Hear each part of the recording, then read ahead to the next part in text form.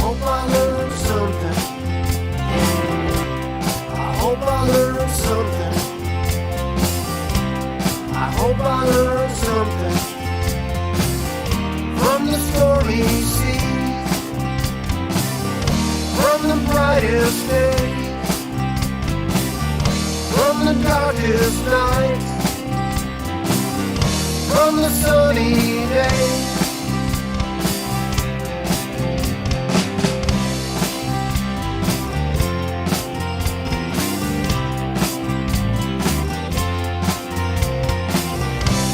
I hope you learned something.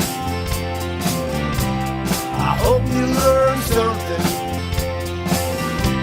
I hope you learned something from the stormy seas, from the brightest days, from the darkest nights, from the sunny days.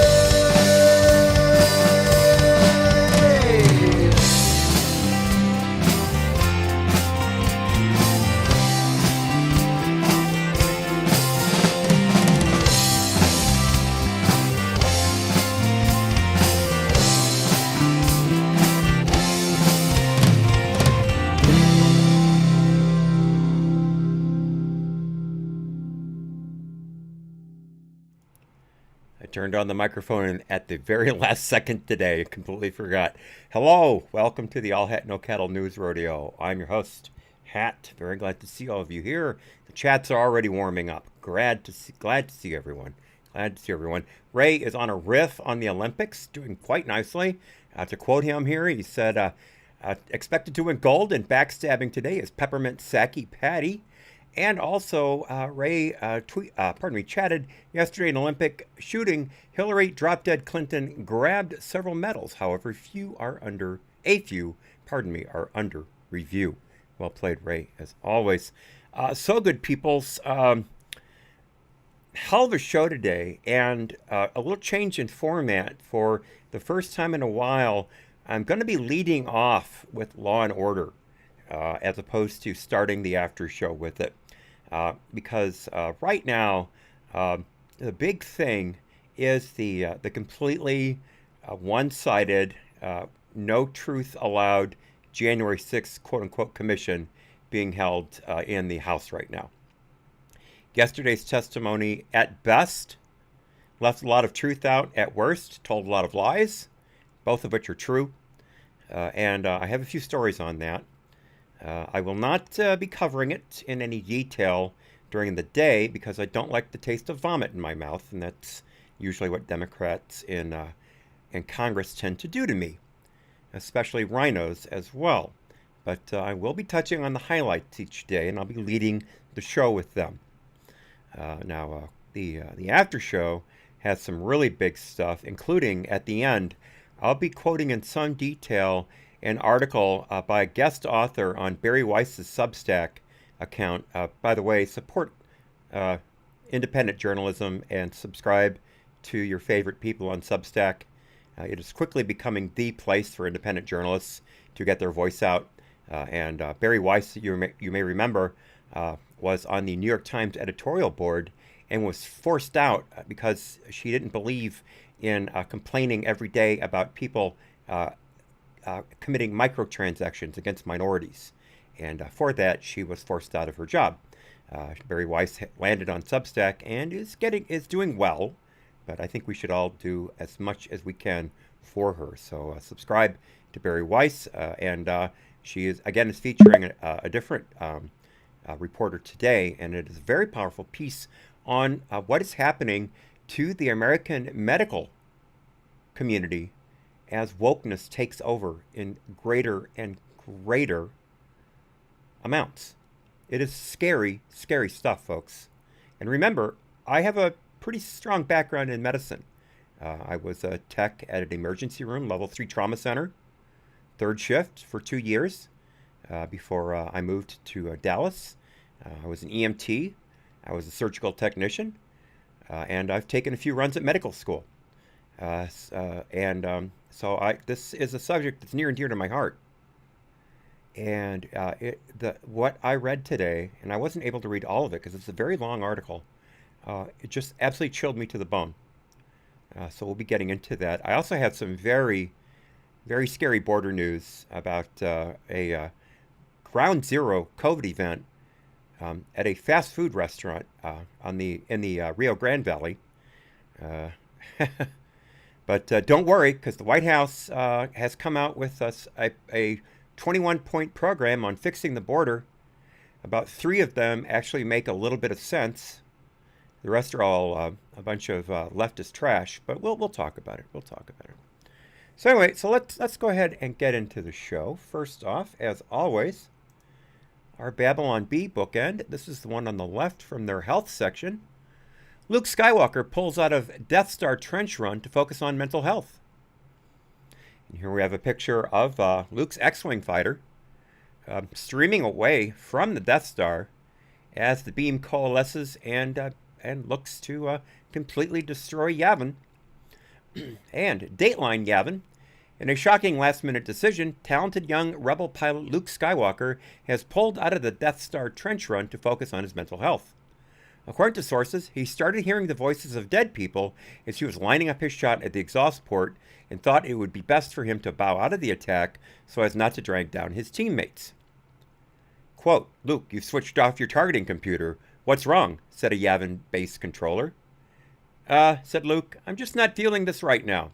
I'm getting pretty stressed out and hearing these weird voices in my head, and I think I need to step back and focus on me for a while." Close quote. Naboo Senator Jar Jar Binks, an annoying creature who has never piloted an X-Wing a day in his life, X should have been capitalized, criticized Skywalker's decision, quote, "Misa would have blown up the Death Star quick, he said on galactic social media. Imperial News Network has confirmed that the Yavin base has been destroyed and the rebels defeated. Skywalker will be taking a few months off on the remote planet of Dagobah for some much-needed self-care. I love this site. I love this site. All right, so let us get started with the news. Forced by personal conceit, the market. The numbers are still coming in on Seeking Alpha, though the market closed about a little over 9 minutes ago. Seeking Alpha is on a delay, of course. And as you can see here, the Dow Jones average has pulled back significantly from record territory, down 0.36% today, closing under 35,000 at 34,930 and change at this point in time, I should say. That's not the official record, pardon me, the official close. Again, that's still streaming in. Remember that the websites that give you the ticker for the market, those are not at that second. You have to subscribe to paid services to get on the second updates. So any of these sites like Seeking Alpha or MarketWatch, they're on a delay. So otherwise, they would be competing head-to-head with these paid services. Bloomberg made a fortune out of creating that service, places like that. The S&P 500 also pulled back very slightly, and the NASDAQ did charge ahead today, closing currently at 0.7% above its opening mark. Gold has surged back above the $1,800 an ounce, currently at $18.07 and change per ounce. And crude oil has also seen a bit of a comeback. It's currently up 0.85% over its previous mark at $72.25 per barrel of West Texas Intermediate Sweet Crude. But the big winner on the day again, as has been this week, is Bitcoin. Remember, folks, the shorts pulled out of Bitcoin Monday, taking $1.2 billion in hedge funds off the short table. And Bitcoin has seen a renaissance. Again, this is not financial advice. This is not investing advice.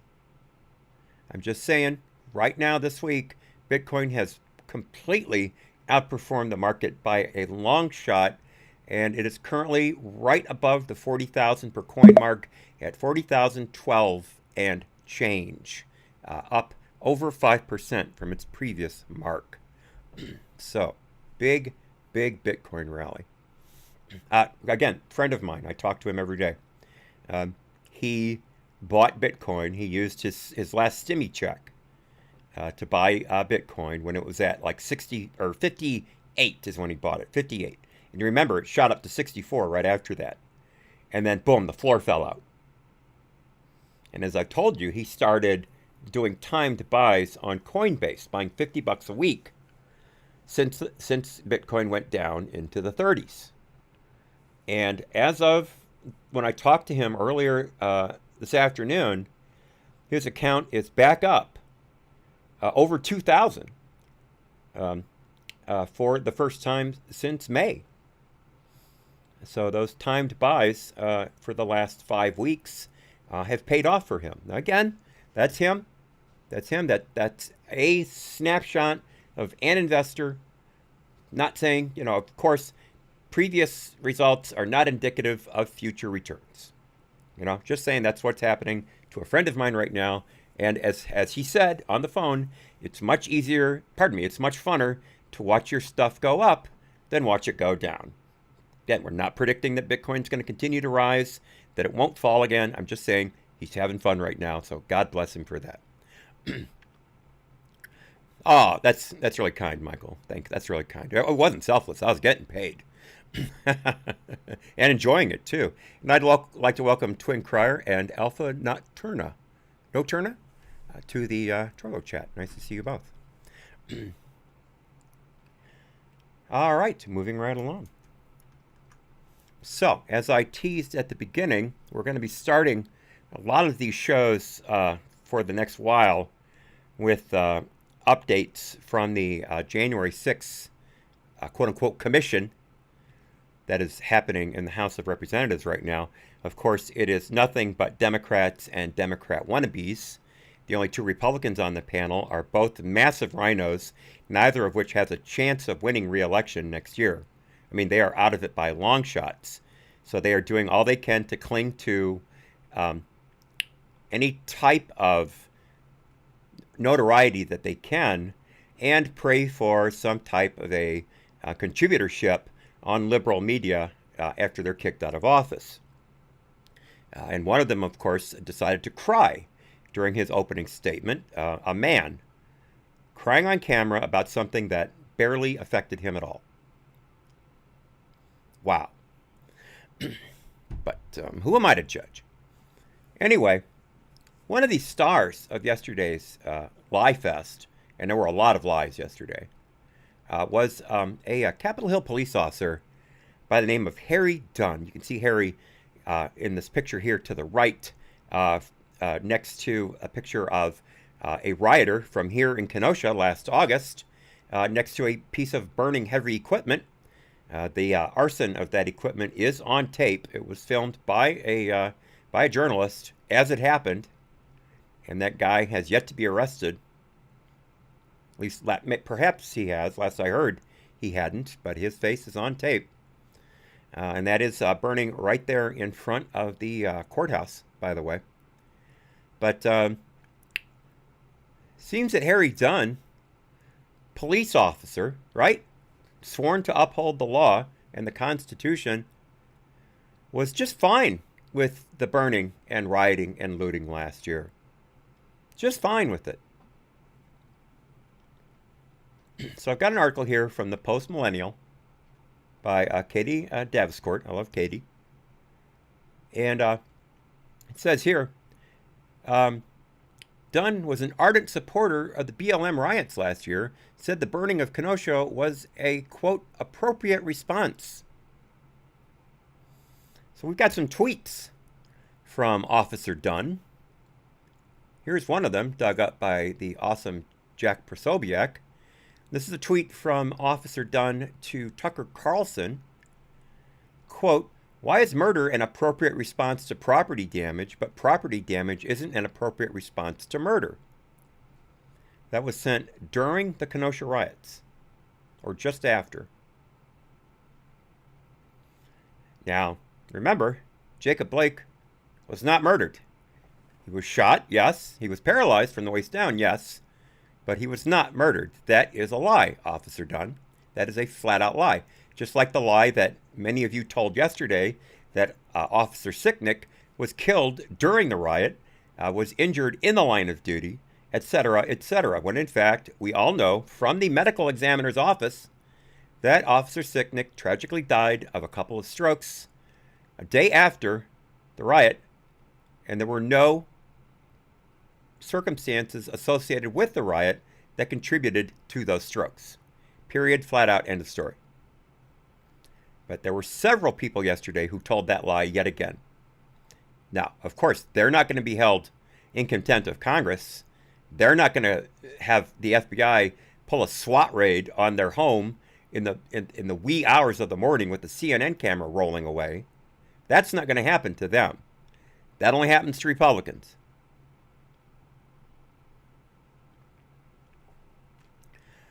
So, quoting the article further, not only did Officer Dunn express support for many small minority-owned businesses getting destroyed during the riots in Kenosha, all in the name of Black lives, but he also falsely claimed that Jacob Blake was murdered. During the Tuesday commission hearing, Officer Dunn falsely claimed that Capitol Police Officer Brian Sicknick died as a result of injuries sustained on that day, which has been debunked by the D.C. Chief Medical Examiner. The medical examiner found that Officer Sicknick, as I just said, died of natural causes. So here's a tweet from Barrett Wilson to Officer Dunn, who tweeted the following: I hate Tucker Carlson, what an out-of-touch a-hole that has no clue, should be who has no clue, that has no clue about anything that doesn't look like him or agree with him. Hashtag get over it. And here's a bar graph of racism in America.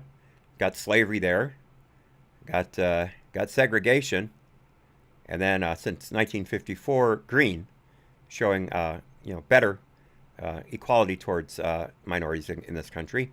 Funny thing is, though, Officer Sicknick doesn't bother to mention that between 1865 and 1954, the entire plan of segregation was created by Democrats, and that more white Republicans were lynched in the South than blacks, and that the majority of blacks who were lynched in the South were also Republicans.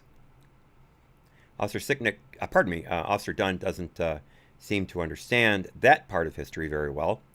I guess he also didn't know that the Democrats filibustered against the Civil Rights Act and the Voting Rights Act and a couple other equality acts in the 60s. But we're told that it's Republicans who support the filibuster because of Jim Crow. Oh, gotcha. So this is from Carlson last week, and he gave a preview of the committee. As we all did, we saw what was coming from the word go.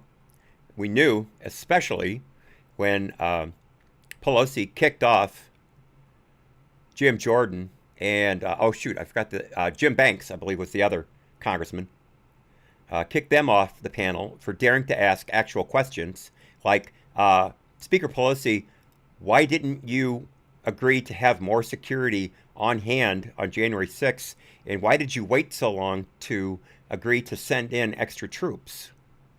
But Nancy Pelosi can't answer those questions, so she kicks people who would ask them off the panel and instead grabs a couple of Republican toadies. So the witness list, of course, was published, at least some of them initially, and Tucker Carlson did a segment on his show, and he mentions Officer Dunn by name. I've fast forwarded it to that part of the show, and I'll play it for you now. On Tuesday, Pelosi will call a Capitol police officer called Harry Dunn. Dunn will pretend to speak for the country's law enforcement community. But it turns out Dunn has very little in common with your average cop. Dunn is an angry left-wing political activist whose social media feeds are full of praise, not coincidentally, for Nancy Pelosi. Here's a picture of the two of them together. Racism is so American, Harry Dunn wrote in one post, that when you protest it, people think you are protesting America. Hashtag leave it to whites to tell blacks what is racist. Hashtag I stand with Ilhan Omar. Hashtag squad. Harry Dunn, ladies and gentlemen, just another fact-based witness to the insurrection. Jim Jordan is one of the members Nancy Pelosi. So there's Tucker laying it out, exactly what happened. So that pretty well sums up yesterday's truthful and emotional testimony. Now, again, as we're all required to say, I in no way, it bothers me that I have to say this, but it is demanded by everyone on the left, and far be it from me to deny them their pound of flesh. I completely decry any act of violence on January 6th, but that holds for both sides of the fence. I want to know whether or not, as has been shown on some video, that Capitol Police may have instigated the thing, at least in part. Perhaps in one section or two. I want to know about that. But we're denied the opportunity to see the thousands of hours of tape from the Capitol Hill security system for reasons that have yet to be explained beyond security concerns. If you're going to arrest a guy and use in his charging document that he had a Lego model of the Capitol building in his home as a sign that he was planning on hunting down Congress critters and killing them, of course, without a gun or a knife, of course, just going to choke them to death with a zip tie, I guess. That's fine. That's fine. But we're not going to show you any tape of what happened as people were around the fences. No. We're just going to show you little snippets of people attacking officers and leave it at that. We won't show you what happened before at all. We will not. So completely above board. Nothing to see here, folks. But, and also, to finish the thought, I also decry every act of violence since George Floyd died in May of last year. None of that was justified. Not 1 second of it was justified. And that also destroyed a lot of police officers' lives. Some physically, some mentally, some both. A large portion of the Minneapolis Police Department is out on sick leave right now. Many of them because they have been diagnosed with post-traumatic stress disorder.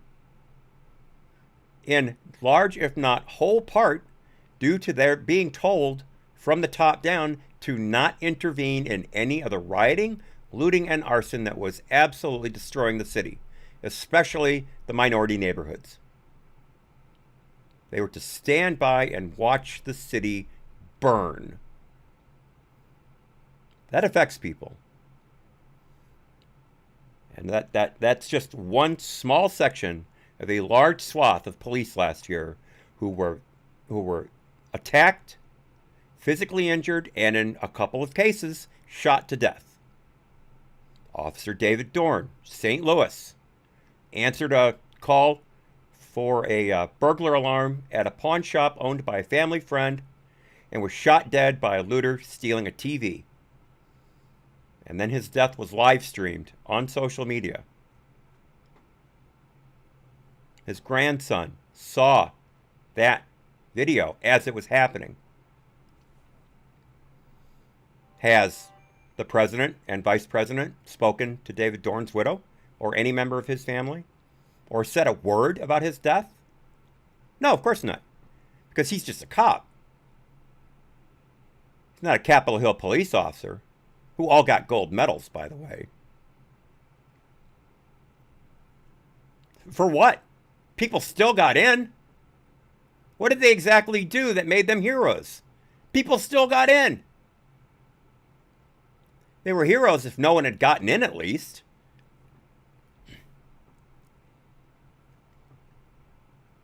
Nope, still here, Ray. Still here. Skullcram says in the D-Live chat perfectly, give them space to riot. I mean protest. Yes, exactly, Scully, exactly.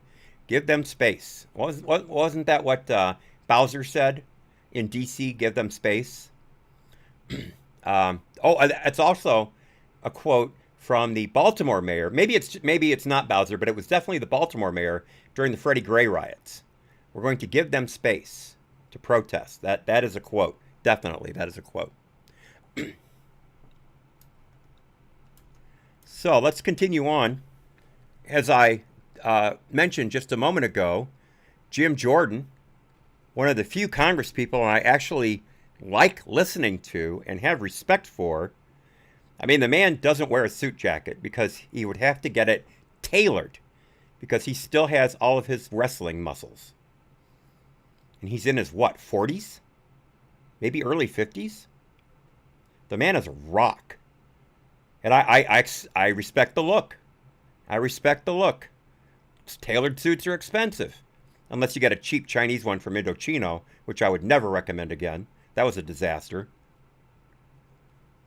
Notice they don't advertise on Daily Wire anymore. There's a reason for that. They got kicked off, I'm sure.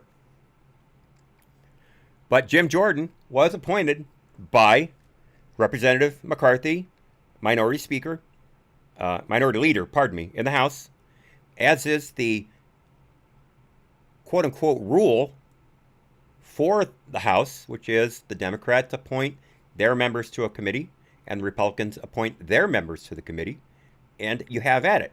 And if you're the party in power, easy for me to say, you get more on the committee than the minority party. Simple as that. Well, Nancy Pelosi threw that rule out this year. Oh, no, that doesn't work anymore. I'm the person who decides who's on what committee. Marjorie Taylor Greene, I don't like her. She's gone. She's off of every committee. Boom. I'm a Democrat. I said so. Marjorie Taylor Greene's constituents had no say in the matter. The Republicans in the House had no say in the matter. Nancy Pelosi decided, boom, end of story, it's done. And Nancy Pelosi decided that Jim Jordan and Jim Banks would be loose cannons on the quote-unquote commission, and thereby could not participate. So Jim Jordan was on Brett Baer's show yesterday. Monday, on Fox Monday. And Jim Jordan said flat out, talking to Brett Baer, a show I don't see often enough, by the way, quote, "Why wasn't there more help there that day? And the only person who can answer that question is the Speaker of the United States House of Representatives. And I think she thought we were going to keep raising that question, which is why she didn't put me on the committee." Jim Banks, Republican Indiana, that the other Congress critter I mentioned, similarly blasted the House Speaker for refusing to answer questions concerning the security at the Capitol.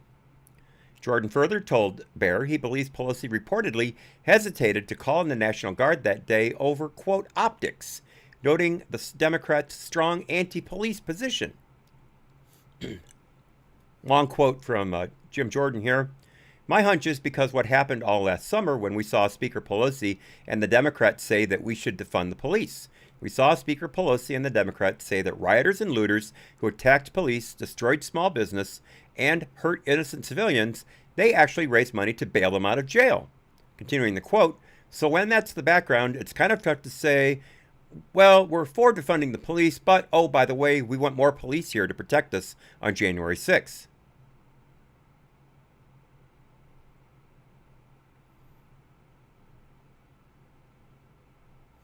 Let's see if they're...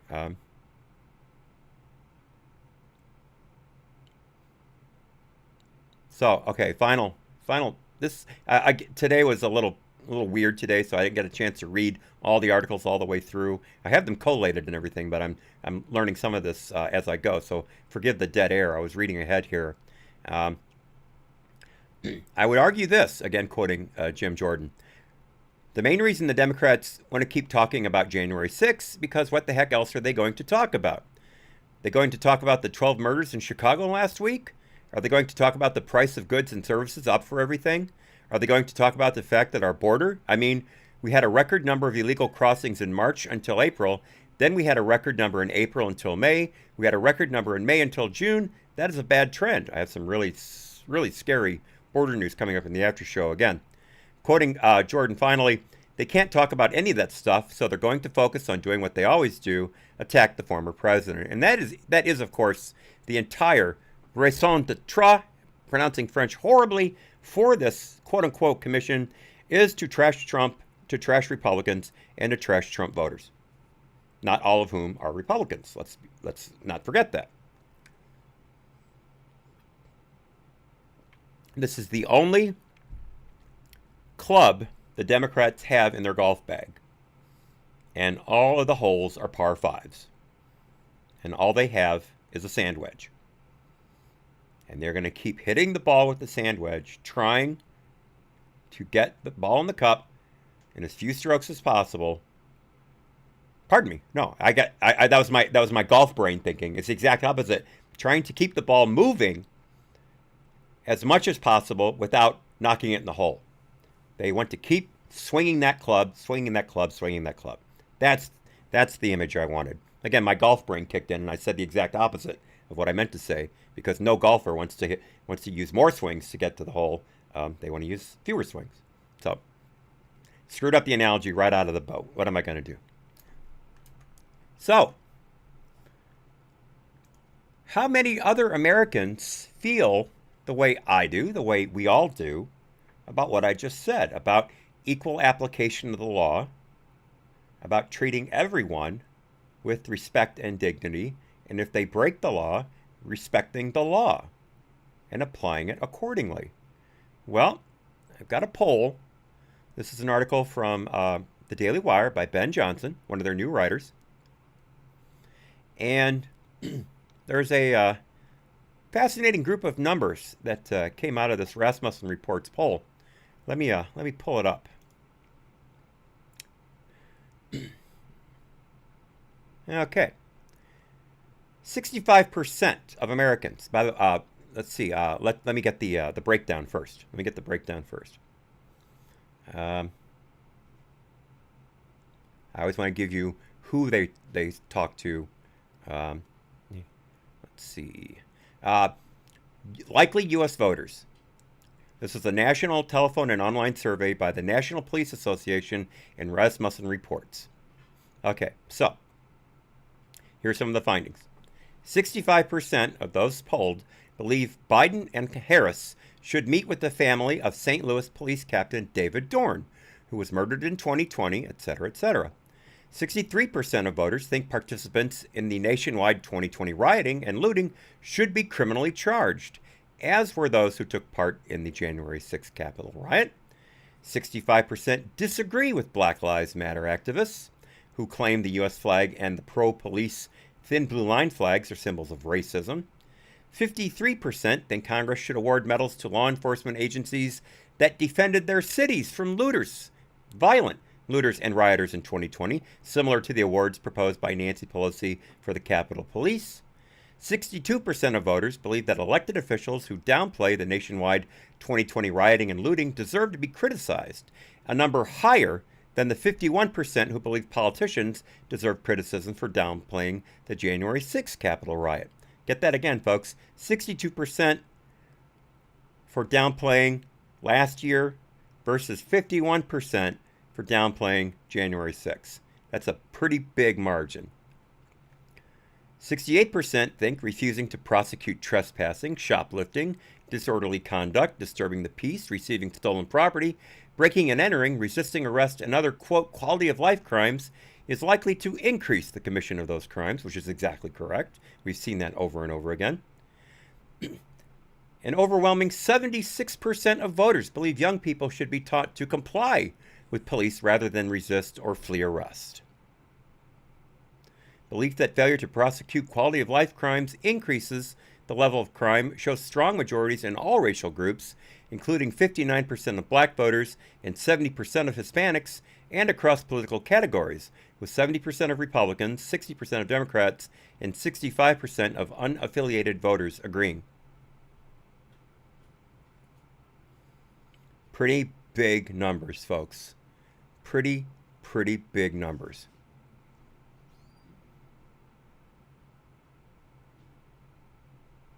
Majorities of every racial group and political affiliation support a congressional investigation of last year's violent protests. 67% of whites, 64% of black voters, 66% of Hispanics, and 62% of other minorities think Congress should investigate the 2020 riots in U.S. cities. 75% of Republicans, 60% of Democrats, and 63% of non-affiliated voters say Congress should investigate last year's violent protests.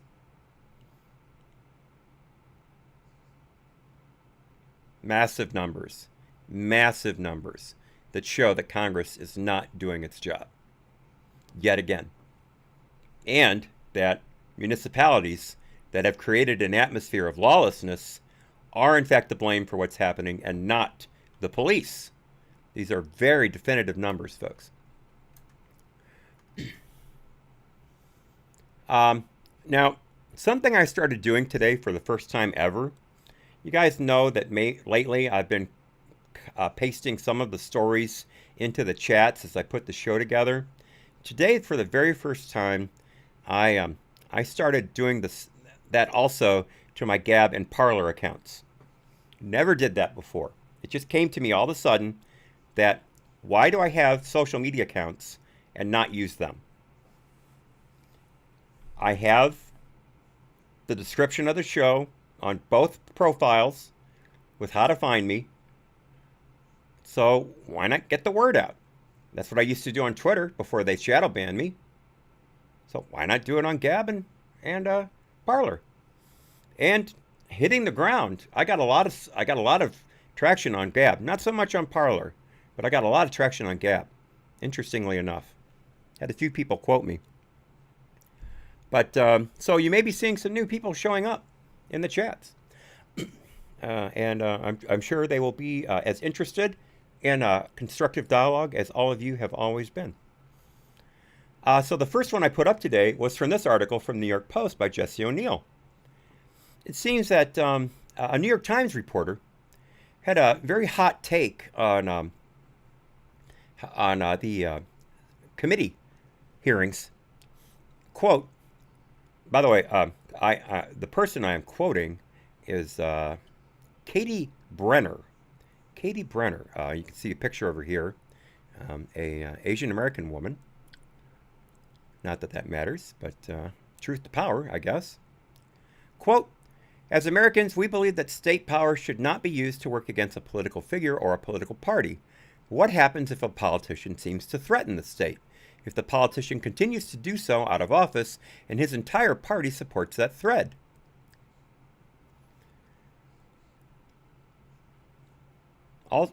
She tweeted before that, today's January 6th Select Committee underscores the America's current essential NatSec dilemma. Of course, that means national security. Work to combat legitimate national security threats now entails calling a current politician supporters enemies of the state.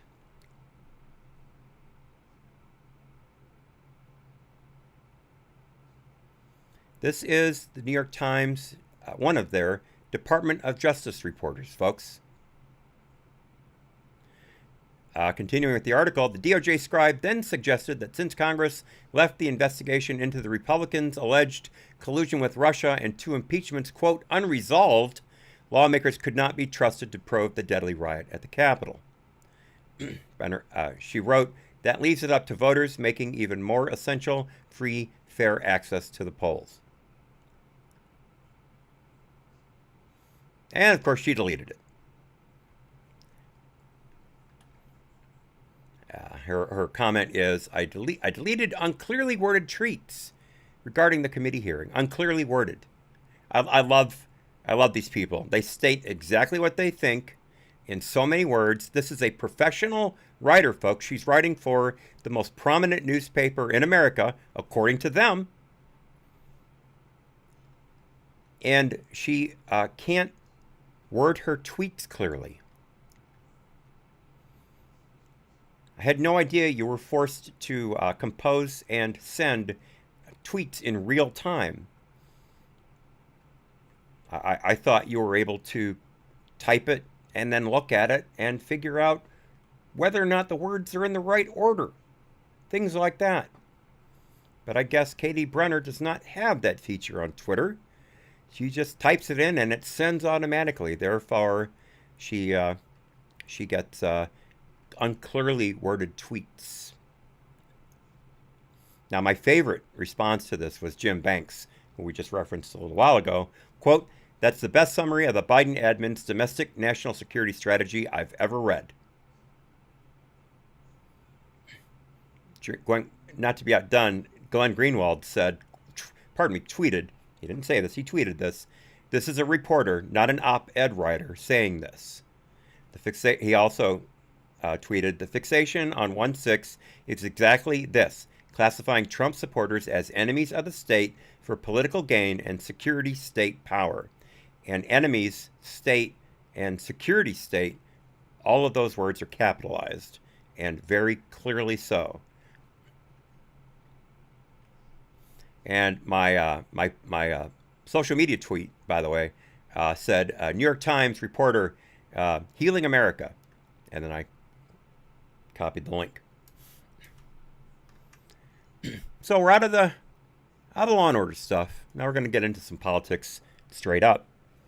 And once again, Cherokee Liz makes the news 2 days in a row now after ignoring her for a very long period of time. Now she's screaming about people having money, more money than her. That makes you bad, according to the most prominent Native American politician in U.S. history. According to her. You can't have more money than Liz or you're evil. And so she's once again pounding the pavement to try to get her wealth tax, quote unquote, up and running. And article by Ben Zeisloft from the Daily Wire. Lots of Daily Wire stuff today, folks. Since Jeff Bezos has enough money to create private commercial spaceflight, he must be an evil person. No one other than an evil person would figure out a way to take people into space who can't qualify by having a double doctorate in engineering and astrophysics to get into the NASA program.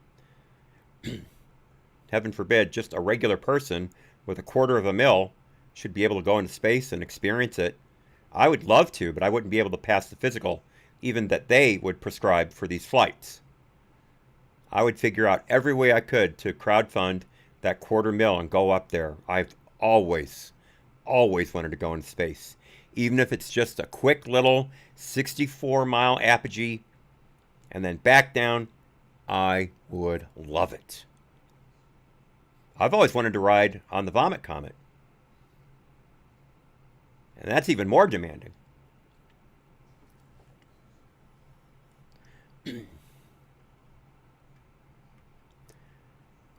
Ray says in the D-Live chat, Ray's on an Olympics tear today. Today, Sleepy J. Biden gets gold in Greco-Roman wrestling against his dog, unfortunately breaks ankle. Unsure if we'll continue in competition. Well, he's very brave for breaking that ankle, Ray. Very brave. Very, very brave. But so Liz was on CNBC, not exactly known for its right-leaning sensibilities. Let me play a little clip of this. Talking about taxpayers, a conversation we've been having for a long time is, of course, the wealth tax. And I imagine, by the way, one of the issues that you are thinking about is taxing cryptocurrency. Do you think? By the way, I hate this guy. This guy is a complete left-wing nut job. Every time he's on and has a conversation with someone who actually has a real idea of how the financial market works, he loses his absolute bleep. He becomes a monkey in a cage, flinging his waist at anyone standing on the other side of the bars.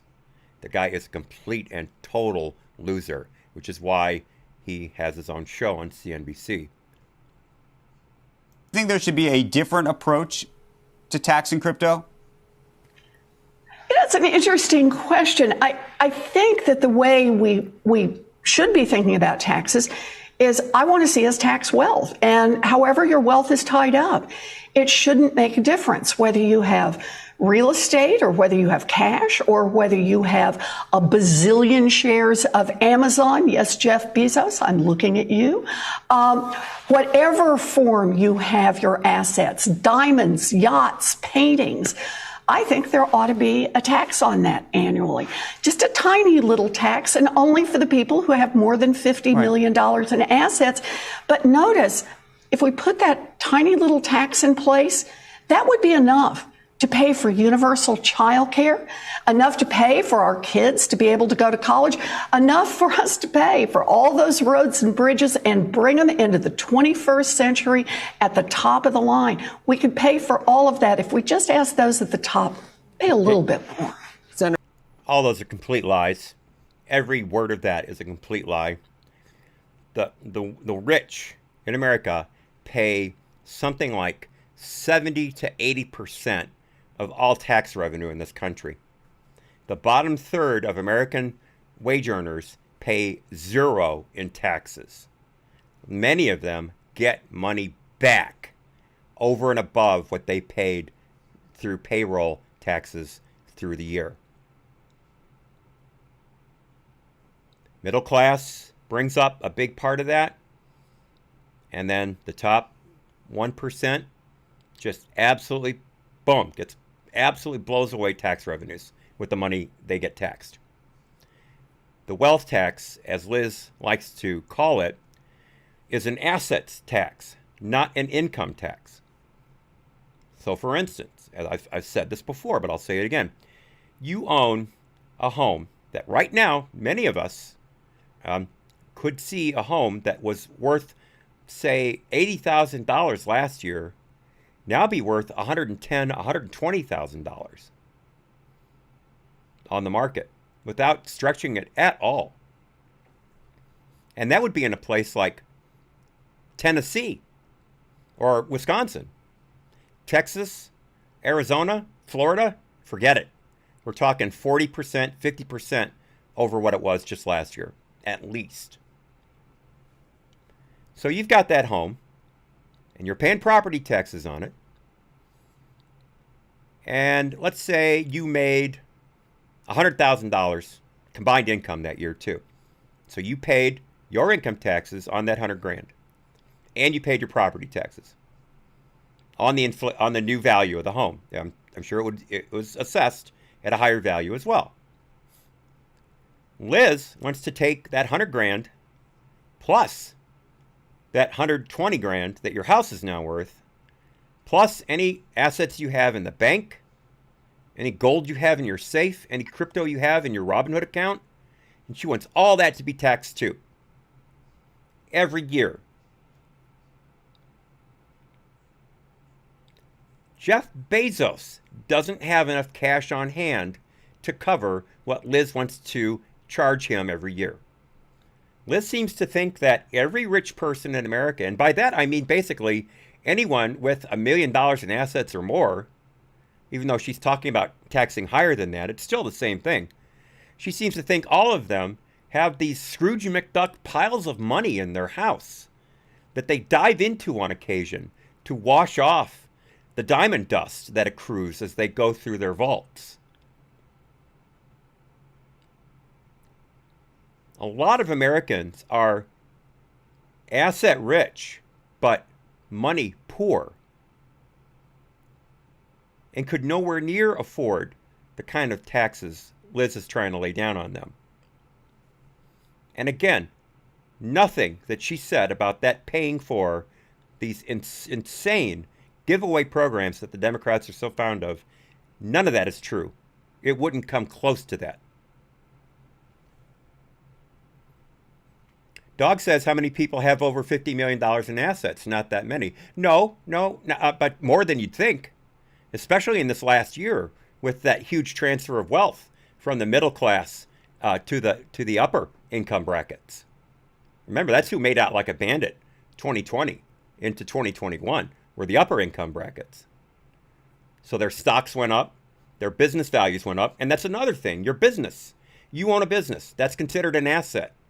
Liz would tax you also on the worth of your business unless you had it tucked away in a corporation where it did not count against your total worth, which many small businesses do not do.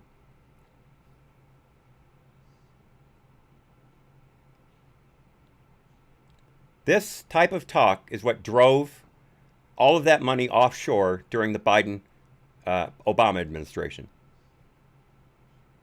That was why when Trump said, I'm going to create a holiday for money to come back, I will not tax it if you bring it back on shore, $1 trillion within a few weeks was injected into the U.S. economy by people bringing their money from offshore and investing it in America. And Liz wants to drive all that money away again. And it'll happen. It'll happen. Skullcram says, good luck finding a decent house in Arizona for less than $200,000. Thank you. I didn't know what the number was, but you're exactly correct, good sir. Exactly correct. And I'd like to welcome Elaine Mervine to the chat. Earlier, she had a good point that I forgot. Forgive me, Elaine, I forgot. But she types in the chat, let's see if they keep supporting Democrats after they get taxed to death by them. Let's see if they keep censoring conservatives' voices after as well. She says, I'm an authoritarian. I'll break your legs if you go offshore. No more China. Good for you. Good for you. I think that should happen. Unfortunately, the ship has sailed on China. The ship has sailed. I mean, look at. I'm getting ahead. I'm getting behind on the show here, but I have to say this. Look at the Freedom Phone.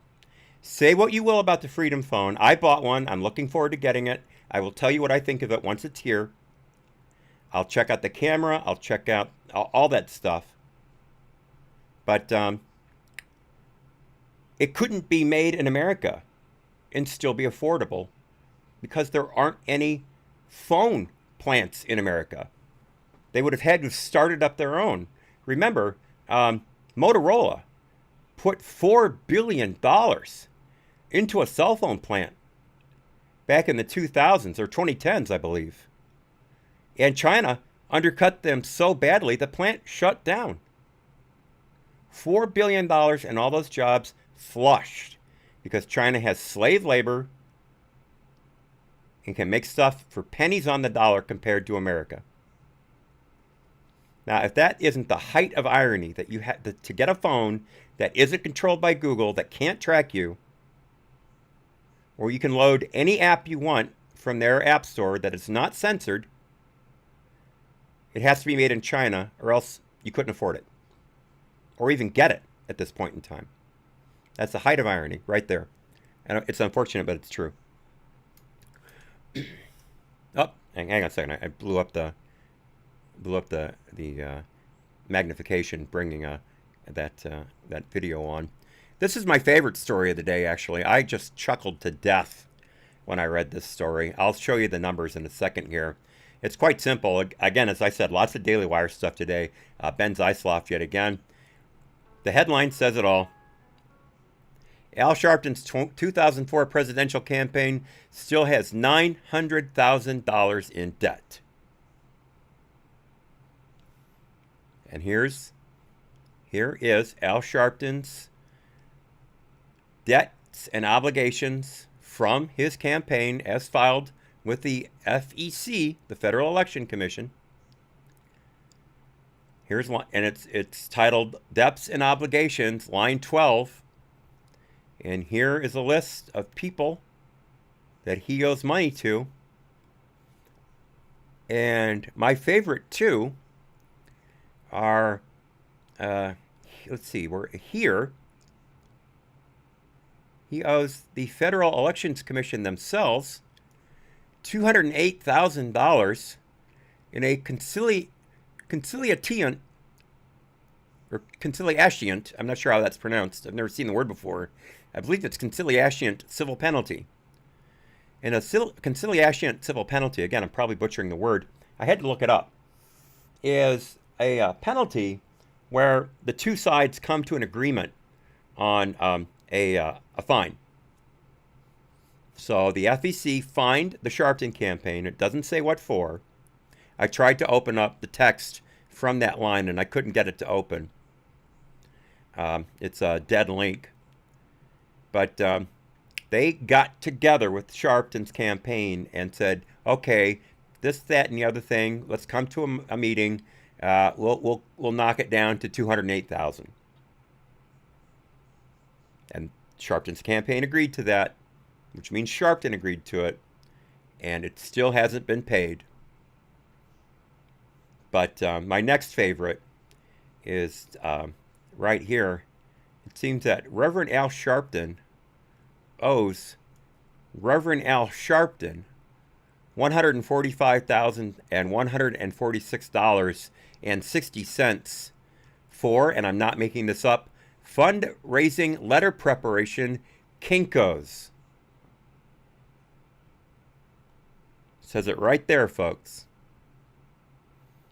Al Sharpton charged himself almost $150,000 to prepare fundraising letters at everyone's favorite outlet over the last week, Kinko's. I wonder if Harris helped him there. Now, of course, a black man being able to find his way to Kinko's, Harris would not believe that possible.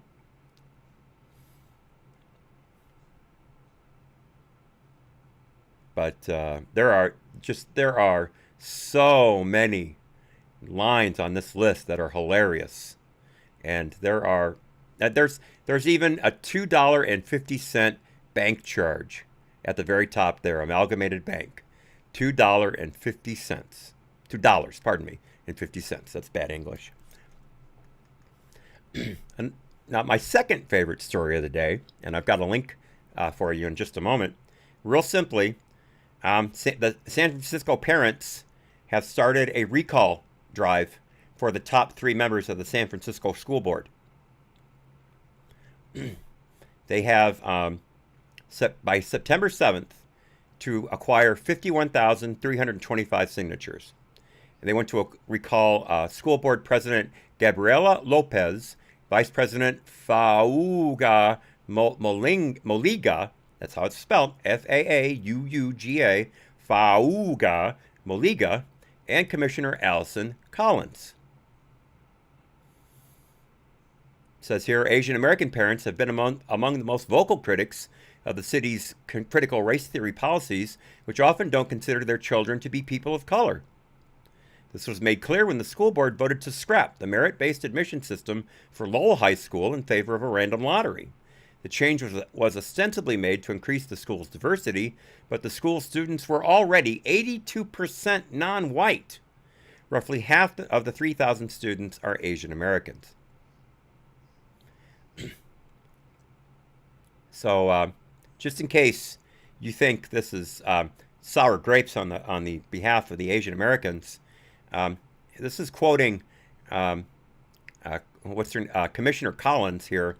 Quote, Collins accuses Asian Americans of using, quote, white supremacist thinking to get assimilated and get ahead and called the Asian Americans in San Francisco house enners.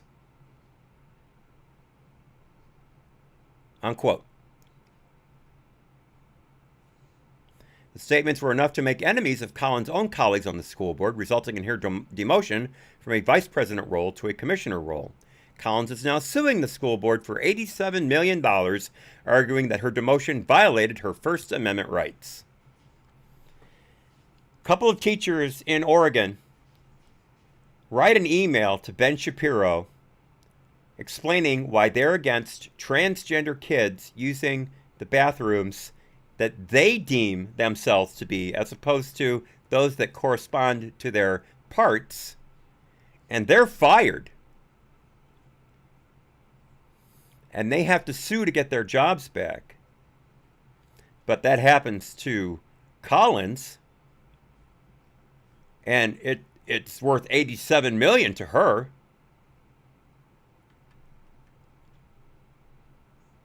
This story brought to you, by the way, by the Daily Caller and Anders Hagstrom, my favorite name of all today, Anders Hagstrom. Nice Irish boy, I'm sure. So here's the link to the school board recall. I'm going to put it in all the chats. I will admit I sent them a few bucks today, along with a note, and I also amplified the petition on Gab and Parler. And again, my superpower is spending other people's money. But if you see your way fit to help them in any way possible, including using your own social media accounts to amplify this, please feel free.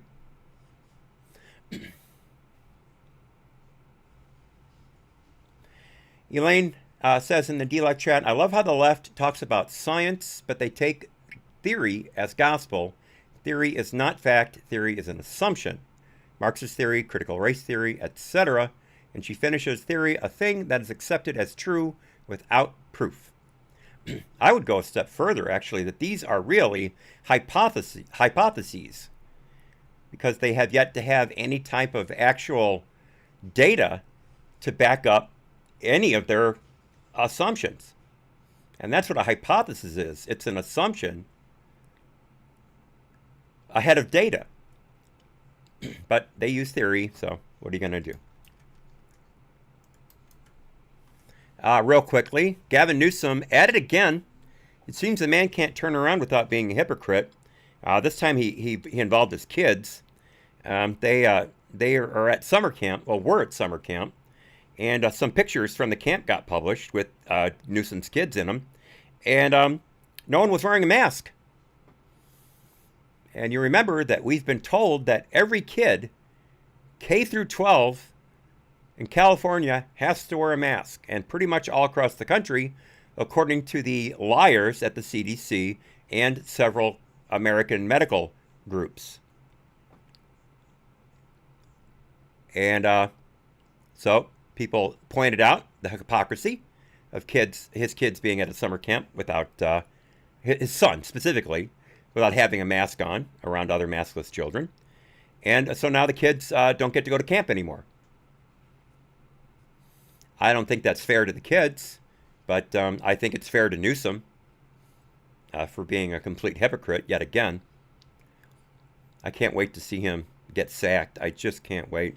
By the way, I'm not going to pass judgment. I'll let you guys say it as you will, or think of it as you will. Here are the names of Gavin and his partner, Jennifer Seibel Newsom's kids.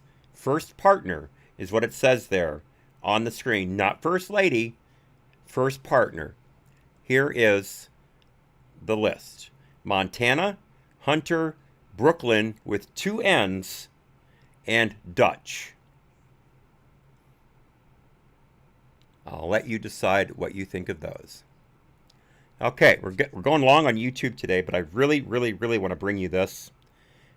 This is a tweet with a young lady. She is a Democrat. She voted for Biden, and she is a Cuban American. and she has a little something to say about media coverage of the um, demonstrations, revolution, if I may, going on in Cuba right now. I haven't been able to listen to all of it, but what I have heard so far is very powerful. So again, YouTube, you're getting extra time today. So, yuck it up. Here we go. Hi, my name is Elena. I am Cuban. I live in Miami. I am a scientist. I am a Democrat. I voted for Joe Biden. And I have a message for CNN, for NPR, for President Biden, and for all of the progressive media and politicians. I want to know why you're so afraid to cover the news in Cuba right now by saying the truth. Why are you so afraid of calling Cuba's protests, the protests for freedom from the dictatorship? They're chanting for the end of the dictatorship. You're covering these protests by saying that they're asking for vaccines, that they're asking for food, that they're asking for blackouts to end, all of that. No. That's not what they're asking for. Listen to them. It's loud and clear. Abajo la dictadura, down with the dictatorship. It's the end of the regime. This is the only chance that they have. And if you keep bringing the embargo in, listen, we could have talked about the embargo last week, last month. I don't care. I agree with you. The embargo makes no sense. It needs to end, all of that. But that's the same narrative that the oppressors are using there. They're blaming everything on the embargo. Stop bringing the embargo up. NPR, shame on you.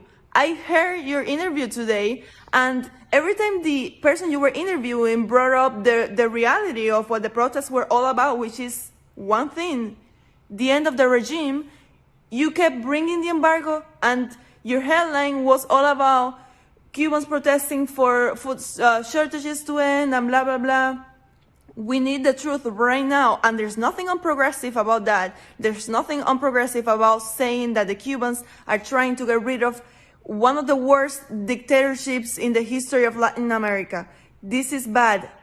Let me tell you the facts. Right now, the people in Cuba are being imprisoned, are being tortured, are disappearing only for protesting. They are unarmed. They're fighting against a very heavily armed and stronger state, and they have no help. So we need action, we need help, and we need truth. Please. All right. I don't think you could make it more powerful than that, y'all. I really don't. Michael North says in the D-Live chat, I turned someone at work onto Tim Pool's interview with Ricardo Llamas. Her family was there. It's Llamas. I'm sorry. Two L's would be Llamas. With Ricardo Llamas, her family was there. They had a few successful hotels, therefore had to run for their lives. Yeah, that was an amazing interview. I saw that. I have to watch it again. I honestly, this is gonna sound crazy, but I'm flat out not lying. I got chills when I just read Ricardo Llamas's name again. I literally got chills thinking of that interview. That man went through hell for his country, and he is a very powerful voice for Cuba right now, and he needs to be heard far and wide. Thank you for mentioning that, Michael North. I'll have to see if there's any way I can get that that story out without violating Tim Pool's copyright. But that is an excellent point. Okay, YouTube, we're out of here. You guys got extra today, and I hope you're happy. Remember, the whole show is on D-Live, Trovo, and Twitch. There's the links, the addresses for the D-Live and Trovo channels right there. You can find me easily. Just type in D-Live or Trovo or Twitch, AHNC or AHNC hat, and you'll find me immediately. It's that simple. You can find me that way on Gab as well. Gab, AHNC, boom, there I am. I think if you do that AHNC hat, you can find me on Parler as well. And I will be more active during the day on those two social sites from now on. So you look forward to seeing that, at least Monday through Friday. And of course, if you get up early in the morning and are looking for something to do, every Monday through Friday at 8 a.m. Eastern, I start about a 3.5-hour playthrough of a PC game. Right now we're doing Elder Scrolls V Skyrim, as you can see on your screen there. And Saturday and Sundays, I start an hour later at 9 a.m. Eastern for fun and sometimes Saturday afternoon as well, but I can't promise Depends on if I got sleep the night before or not. And for Elaine, today we finished the Clavicus Vial quest, finally. It actually wasn't all that hard. It was a lot harder getting there than it was to finish it. I modded the living F out of Skyrim yesterday, and you are going to love the visuals. You are absolutely going to love them. But so anyway, let us move along.